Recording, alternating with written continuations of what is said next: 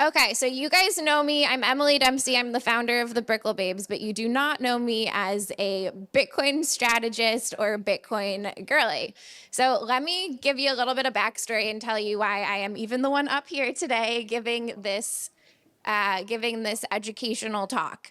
So to go back to the beginning, 2013, I had just graduated college. I was dead set on working in the fashion industry. I was super passionate about it and really wanted to be a buyer. So I get my first job at Bergdorf Goodman, one of the most coveted jobs you can get in the world. I'm an advanced contemporary assistant buyer, going to all the fashion shows, working like 60, 70 hours a week, barely making any money.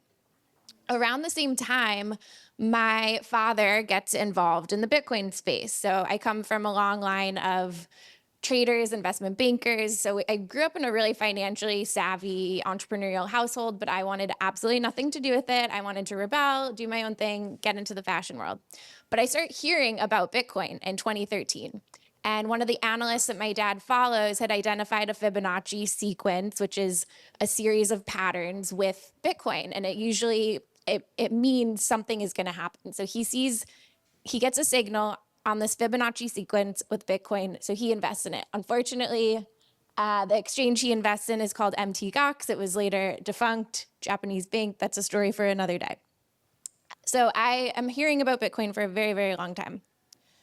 Fast forward to 2019, I'm still working in fashion. I had started a health and fitness influencer Instagram account called Detox to Retox. For any people that might have known me then, there's probably not too many in this room. The Instagram account gets hacked, and the only way I'm gonna get this account back, which at the time I had like just started monetizing it, I'd made like maybe $10,000 or $20,000 from the Instagram account. I'm like, this is like my entrepreneurial ticket. This is how I'm getting away from fashion. I need that account back. So I set up a Coinbase account. I send some stranger somewhere on the internet $500 in Bitcoin, never touched the account again. So now the pandemic happens, and I have decided I don't want to be in the fashion industry anymore. I'm looking to make a career change.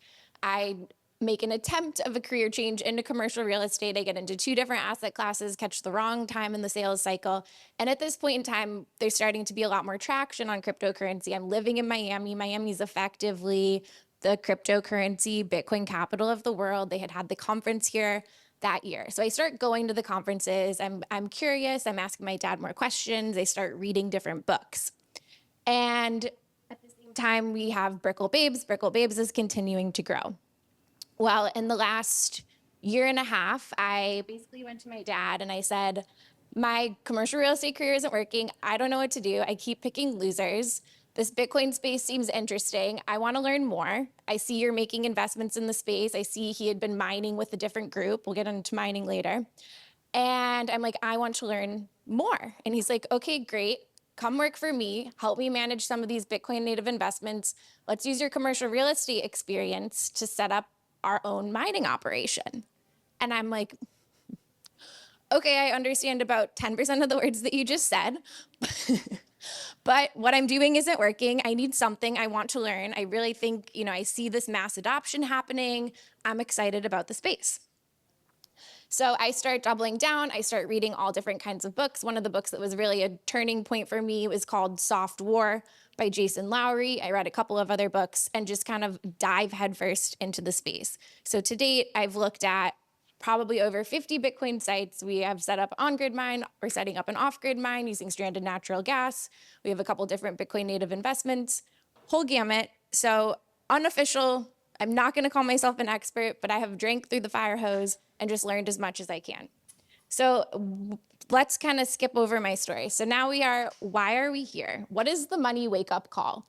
So every time the government prints new money, there's dollars in your savings account that become worth less and less. I think we all have experienced this. It's why your coffee costs $3.50 10 years ago. And today it costs $8.50, and salaries really haven't changed in line with that. And Bitcoin is really created as the antidote to that. So Bitcoin came out in 2009 by a guy named Satoshi Nakamoto. So Bitcoin comes out in 2009, and it's from an anonymous person. Nobody really knows who this guy is. And it was really created as an antidote to the financial system. No one can manipulate it. They cannot print more Bitcoin. It is a finite resource. They can't change the value of the Bitcoin. The Bitcoin is valued based on perception and what do people decide that it's worth. And it's all based on perceived value. So this is really kind of back to economics 101, and that is the appeal. So 21 million and done. You've probably heard that there's only 21 million Bitcoin. If you haven't, now you're hearing it. There's only 21 million Bitcoin that will ever exist. The way that the code, the way that the program has been written, it is a finite resource. To date, we've mined about 19.6 million. It will take another 115 years to mine the rest of those Bitcoin. Each coin, each block that gets mined gets substantially harder. It requires more and more energy to access that Bitcoin. And that's why it is considered digital scarcity. So we treat Bitcoin like digital gold. It is portable, it's divisible, it's hard to counterfeit, and it's hard to confiscate when you control your keys. There is no central bank, there's no inflation, and there's no bailout. It's definitely not about getting rich quick. It's about owning an asset that can't be printed away. Okay, so what is blockchain? Another word that you probably have heard a lot. So blockchain, like the easiest way to think about it is if you've ever been on a Google Sheet, imagine you have access to this Google Sheet. You can see everything, but you can't edit it.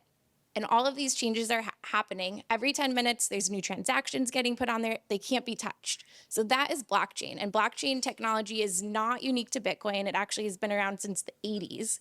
And the blockchain technology is, while it's fundamental to Bitcoin, that is another big word that we're starting to hear a lot more in everyday jargon. And there's a lot of other use cases actually for blockchain in thousands and thousands of different industries, not just financial. It could be in medical, it could be in retail, it could be in all different types of industries.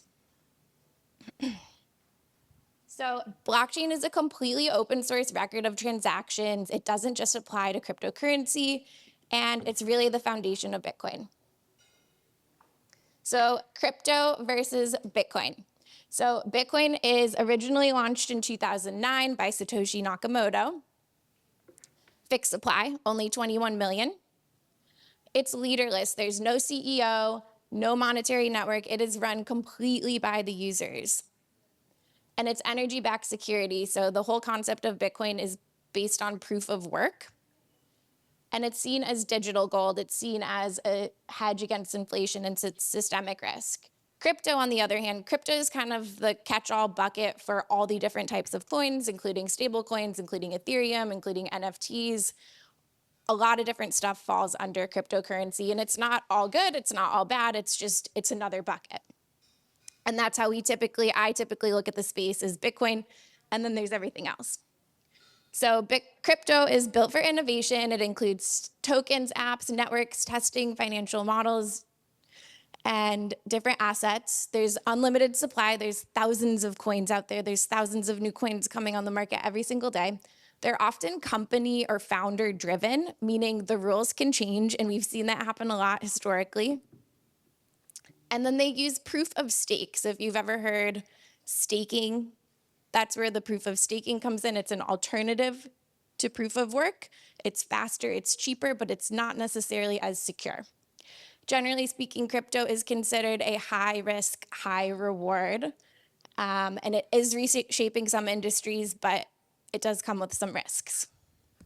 So in summary, Bitcoin is really the foundation. Crypto is more experimental. All right, we're gonna give you a lightning speed overview of mining. I'm gonna try really hard not to bore you.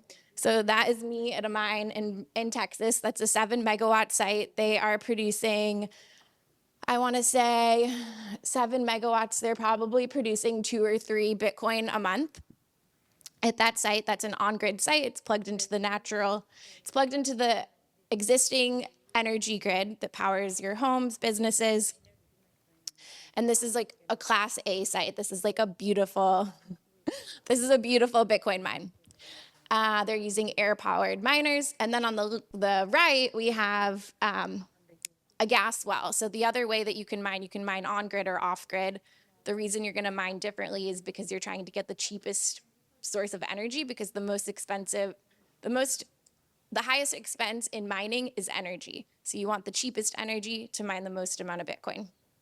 Stranded natural gas wells, where they're not utilizing natural gas, they're actually flaring it and burning it off into the environment. If you're able to capture that stranded flared natural gas and repurpose it into mining, you can get really cheap power to mine Bitcoin for, some of these sites you might be spending $40,000 to mine one Bitcoin, which today it's at $100,000. A few weeks ago it was $120,000. It's a pretty large delta that you're able to capture if you can mine efficiently.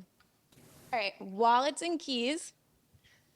So owning Bitcoin is like having a digital vault. Your wallet, you can own it on an exchange or you can own it in a cold wallet. So the wallet can store your private keys. It's basically your way of owning your Bitcoin off of an exchange. If it's on an exchange, something could in theory happen to that exchange and your Bitcoin could go away. So really the safest way to own your Bitcoin is to move it to a cold wallet, and then you're gonna have keys. So exchanges like Coinbase or Swan make it easy to start, but eventually you're gonna wanna move your Bitcoin to self-custody, meaning that only you control it. There's a saying, not your keys, not your coins. And then how can you get started? So the best way to start is actually all of you guys being here and listening to this quick little overview. It's learning, it's educating yourself, it's reading books, talking to people, just being curious. You can also start, if you wanted to start with a small investment, a great way to start is by dollar cost averaging. That's how I got started. I got started doing, I think, like $20 a week, and then eventually I increased mine to daily and an extra increment on Fridays. So that's a really good way to get started and not really be involved in the volatility of the market. You're going to want to use a reputable platform. There's a couple of them listed on here, but there are definitely more than that. And then you're going to want to think about moving to self-custody if that's something you're comfortable with. And then you want to think long term. So investing in crypto, investing in Bitcoin is not a get-rich-quick scheme. You want to think about it like investing in real estate. It's a long-term hold play. And then you want to stay curious. So stay educated, keep reading the news. There's a bunch of different newsletters I'm subscribed to that I read every day, and they're just a really great overview of all the headlines, so I feel like I have a pulse of what's going on. And then these are a couple of different books that I've read that have really changed my perspective on the space I recommend. And then if you want to stay in touch, you want to learn more, you can follow me. I'm starting to share more of this journey on my personal page. And then the Stacked podcast of this event is obviously called Stacked, and then we'll be launching a podcast in early 2026, where about a third of the content that we'll be putting out will be on cryptocurrency and Bitcoin. So a third of the content will be entrepreneurship, business, some wellness, and then it's really important to me to continue to educate women about this space because I believe it's the future of technology, it's the future of finance. We're starting to see a lot of changes move there already this year. Thank you guys all for being here. Thank you for being here.